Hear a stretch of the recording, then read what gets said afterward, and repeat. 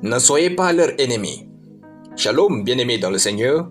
Notre méditation du jour s'intitule « Ne soyez pas leur ennemi ».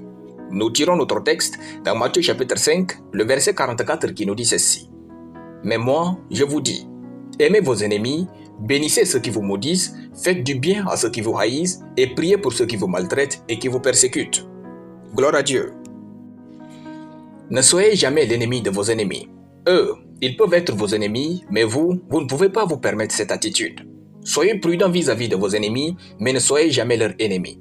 Jésus a dit, aimez vos ennemis, bénissez ceux qui vous maudissent, faites du bien à ceux qui vous haïssent et priez pour ceux qui vous maltraitent et qui vous persécutent. En tant qu'enfant de Dieu, vous avez donc le choix entre les verbes suivants. Aimer, bénir, faire du bien et prier. Notre chrétienté est définie seulement par ces 4 verbes. En dehors de ces 4 verbes, il n'y a pas de disciples de Christ. La récompense de Dieu ne sera jamais basée sur ce que les autres vous font, mais plutôt sur ce que vous leur faites. Ainsi, ce que les autres vous font dans ce monde ne définit ni votre bénédiction, ni votre progrès. Mais c'est ce que vous faites qui fait toute la différence. Apprenez donc à accorder plus d'importance à vos propres œuvres qu'à celles des autres. Rester juste est une valeur et non une émotion. Rester juste est un caractère et non un plaisir. Rester juste devant Dieu exige de chacun de nous un cœur pur. Rester juste devant Dieu exige de chacun de nous un cœur amour, un cœur qui bénit, un cœur qui fait du bien, un cœur qui intercède. Il se peut que vous ne le mesurez pas, mais en faisant du bien à vos ennemis, vous donnez davantage de raisons à Dieu de vous bénir et de vous élever. Il est écrit, mais aimez vos ennemis, faites du bien et prêtez sans rien espérer, et votre récompense sera grande. Luc chapitre 6, le verset 35.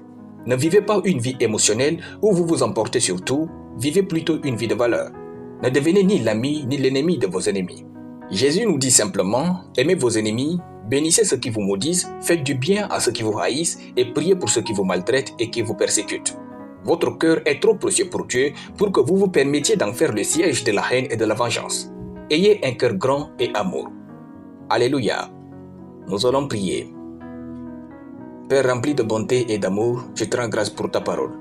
Je déclare que j'aime mes ennemis, je les bénis et je leur fais du bien. Je prie pour ceux qui me maltraitent au nom de Jésus. Amen. La lecture biblique en une année, Luc chapitre 6 à Luc chapitre 10. Soyez bénis, c'était le pain du ciel.